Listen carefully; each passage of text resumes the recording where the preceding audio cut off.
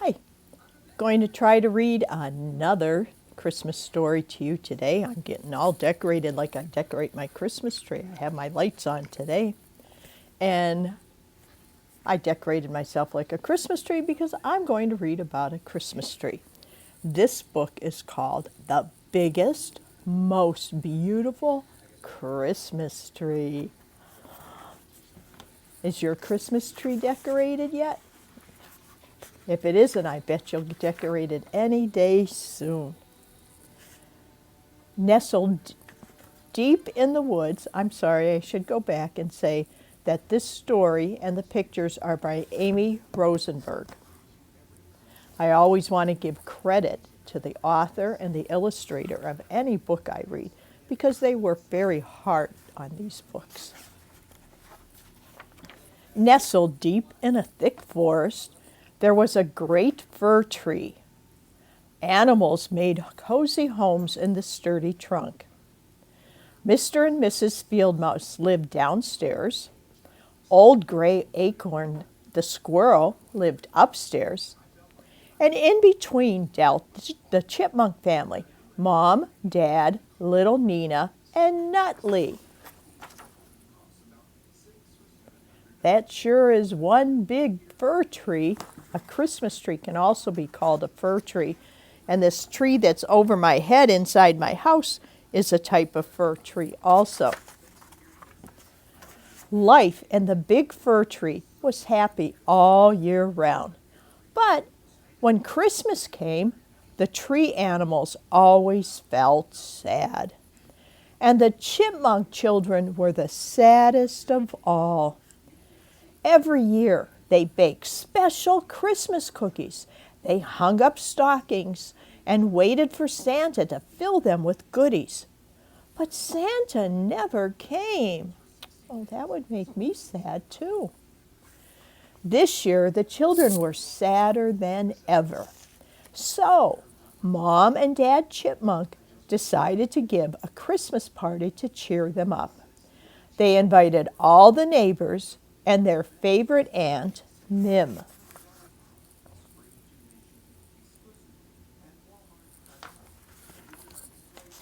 Christmas parties are fun, aren't they? Aunt Mim arrived with a big sack and a big smile, but the children were not cheerful. "It's nearly Christmas," boomed Aunt Mim. "Why are you so glum?" Little Nina sadly explained. "Every year we bake cookies," she said. "We hang our stockings. We wait for Santa, but he never comes." "We think he doesn't like us," snuffled Nutley. "Nonsense," declared Aunt Mim, who was very wise. "He probably doesn't even know you are here, tucked away in this big, huge tree. Why, from a sleigh up in the sky, your home looks like just another tree. I have an idea, and you all must help." And what do you think her idea is going to be? She has an awful big bag there. The children's eyes sparkled with hope. Aunt Mim began to empty her sack. There were huge bolts of red ribbon, a big roll of gold foil, and balloons and berries and bells that jingled. "Now," said Aunt Mim, "let's go outside and turn this big old fir tree into the biggest, most beautiful Christmas tree in the world, so Santa can't miss it. Hurry! Tonight is Christmas Eve." Is that what you thought they were going to do? They're going to change their regular old pine tree into something Santa won't be able to miss? They have lots of things to work with. They all scampered out onto the snowy branches, carrying the things from Aunt Mim's sack. Mom began to tie bows on all the fir cones. The little chipmunk snipped the ends. Dad was up top, fashioning a big gold star out of foil.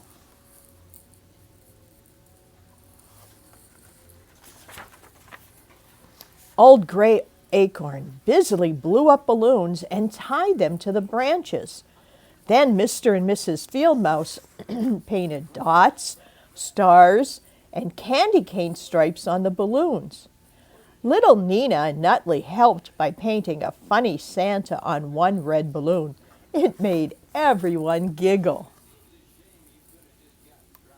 They're pretty creative making all those fancy balloons. I especially like the Santa balloon. Aunt Mim ran strings of berries up and down and all around the tree. "Hurry," she urged. "It's getting late." Little Nina munched a few berries when Aunt Mim wasn't looking. The others hung jingle bells that tinkled gleefully when the branches shook. Nutley jumped up and down to make sure of that.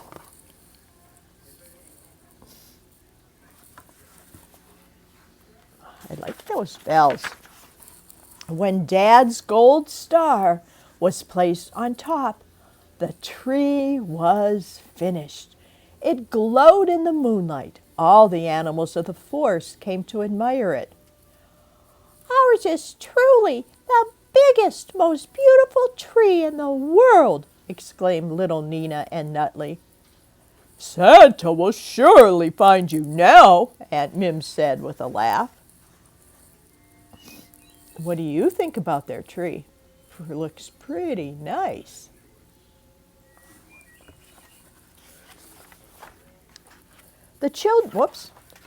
Everyone went to bed early that night. They were tired from their hard work. Old Gray Acorn fell asleep in his big easy chair. Mr. and Mrs. Field Mouse snuggled under their warm quilt. Mom and Dad snoozed in their nightcaps, and Aunt Mim snored by the stove. The littlest chipmunks fell asleep without even touching their hot cocoa. It's hard to sleep on Christmas Eve. The children awoke early to find the house filled with toys and gifts. Their stockings bulged with goodies. "It worked!" shrieked the children, dancing up and down. "Santa has found us at last! Hooray, hooray!" Their joyous squeals roused everyone. Oh, those lucky chipmunks. The neighbors heard them and arrived them with gifts of their own. "After all these years," declared Old Gray Acorn, "Christmas has come to this old tree." Dad brought out special Christmas cookies and tea, and the children shared the goodies with their friends. Everyone raised a cup and drank a toast to Christmas and to wise Aunt Mim, who just smiled her big smile.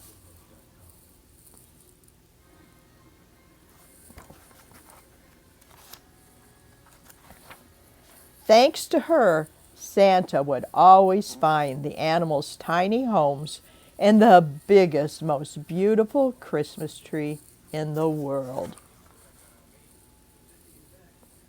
Oh, that was a nice story. I have lots of little animals that live in the trees by my house. I wonder if Santa comes to visit them with special surprises. Maybe some night I'll look out and I'll find that they decorated their trees in my yard to look like this tree. Wouldn't that be a surprise? Merry Christmas!